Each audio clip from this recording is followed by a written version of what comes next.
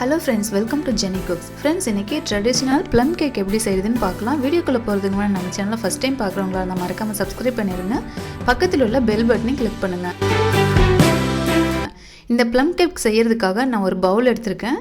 அதுல 1/2 கப் ரம் சேர்த்திருக்கேன். Traditional plum cakeனாலே நம்ம வந்து ரம் சேர்த்து தான் செய்வாங்க. நீங்க வேணும்னா நீங்க வேற ஏதாவது ஃப்ரூட் ஜூஸ் கூட ஆட் பண்ணிக்கலாம். அதுல 1/2 கப் வாட்டர் ஆட் பண்ணிருக்கேன். இந்த ஃப்ரூட்ஸ்லாம் வந்து உங்களோட அளவு தான், எந்த அளவு வேணாலும் நீங்கள் எடுத்துக்கோங்க. நான் வந்து ஒவ்வொன்றும் 3/4 கப் அளவுக்கு நான் எடுத்திருக்கேன். இதில் நான் 2 விதமான உலர் திராட்சை வந்து சேர்த்துருக்கேன். பிளாக் டேட்ஸ் வந்து 3/4 கப், அப்புறம் டியூட்டி ஃப்ரூட்டி வந்து 3/4 கப் எடுத்திருக்கேன். ப்ரௌன் டேட்ஸ் வந்து அது ஒரு 3/4 கப் எடுத்திருக்கேன். இதெல்லாம் வந்து நல்லா கலந்து விட்டுருங்க.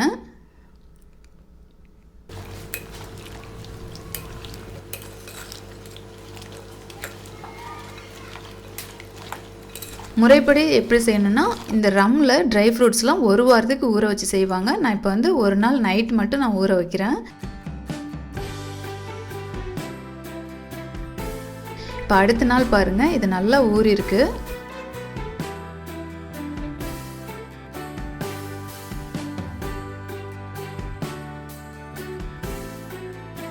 இப்போ நம்ம கேக் ரெடி பண்ணிடலாம். ஒரு மிக்சிங் பவுல் எடுத்துக்கோங்க. அதில் வந்து 100 கிராம் பட்டர், இது வந்து ரூம் டெம்பரேச்சர் ஆன பின்னாடி இந்த பட்டர் சேர்த்துக்கோங்க. ஃப்ரிட்ஜில் இருந்து அப்படியே எடுத்திங்கன்னா ரொம்ப கெட்டியாக இருக்கும். இந்த பட்டர் வந்து நல்லா ஸ்மூத் ஆகிற வரைக்கும் நம்ம பிளெண்டர் வச்சு ஒரு 1/2 நிமிஷம் வந்து நல்லா அடிச்சுக்கலாம். நான் வந்து எலக்ட்ரிக் பிளெண்டர் வச்சு யூஸ் பண்ணியிருக்கேன். நீங்கள் வந்து வீட்டில் கையில் பண்ணுற விஸ்க் இருந்துச்சுன்னா கூட நீங்கள் வச்சு பண்ணலாம். இதில் வந்து 1 கப் அளவுக்கு நாட்டு சர்க்கரை சேர்த்துருக்கேன். சர்க்கரை வச்சும் செய்யலாம். நீங்கள் சர்க்கரை சேர்க்குற மாதிரி இருந்தால் 3/4 கப் சர்க்கரை சேர்த்துக்கோங்க. நாட்டு சர்க்கரை சேர்த்ததுக்கப்புறமா ஒரு 1/2 நிமிஷம் நல்லா அடிச்சுக்கோங்க. அதுக்கப்புறமா 2 முட்டை இது கூட நம்ம ஆட் பண்ணிக்கலாம். இதையும் பிளெண்டர் வச்சு 1 நிமிஷம் போல் நீங்கள் வந்து அடிச்சுக்கோங்க.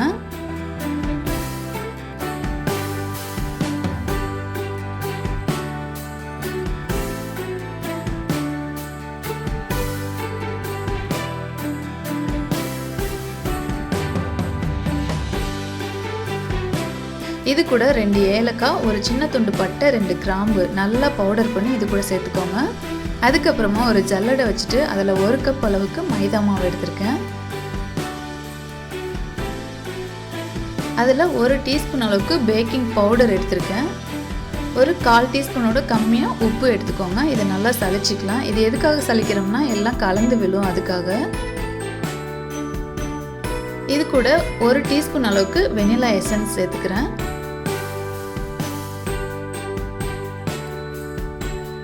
இப்போ கலந்து விட்டுருங்க. கலந்து விட்டதுக்கு அப்புறமா பிளெண்டர் வச்சு ஒரு 1/2 நிமிஷம் போல நல்லா இதை அடிச்சுக்கலாம்.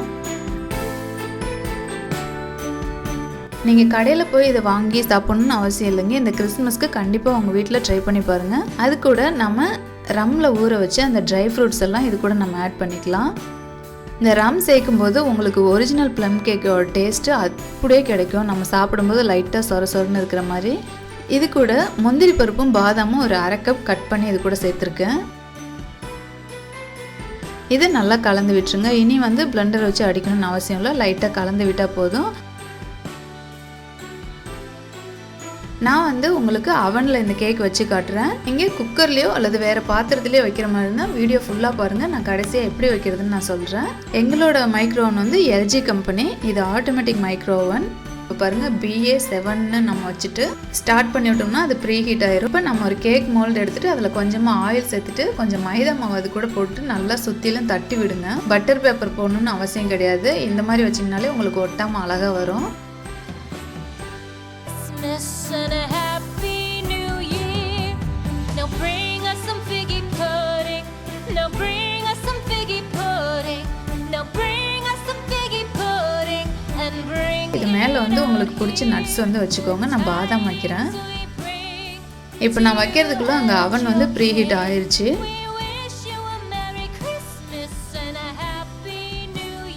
இப்போ நம்ம ஸ்டவ் பண்ணிட்டு உள்ள கேக் வச்சுட்டு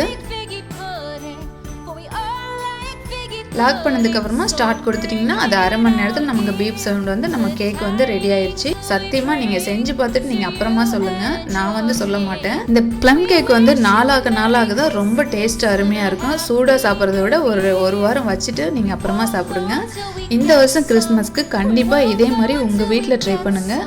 இந்த ட்ரெடிஷ்னல் ப்ளம் கேக் ரெசிபி உங்களுக்கு பிடிச்சதுன்னா மறக்காமல் லைக் பண்ணுங்கள், ஷேர் பண்ணுங்கள். இந்த கேக்கை செஞ்சு பார்த்துட்டு எப்படி இருக்குன்னு மறக்காமல் கமெண்ட் பண்ணுங்கள். தேங்க்யூ. உங்ககிட்ட மைக்ரோ ஓவன் இல்லாட்டினா ஒரு அகலமான பாத்திரம் எடுத்து அடுப்பில் வச்சுட்டு அதில் தூள் உப்பு வந்து 1 பாக்கெட் அளவுக்கு கொட்டிக்கோங்க.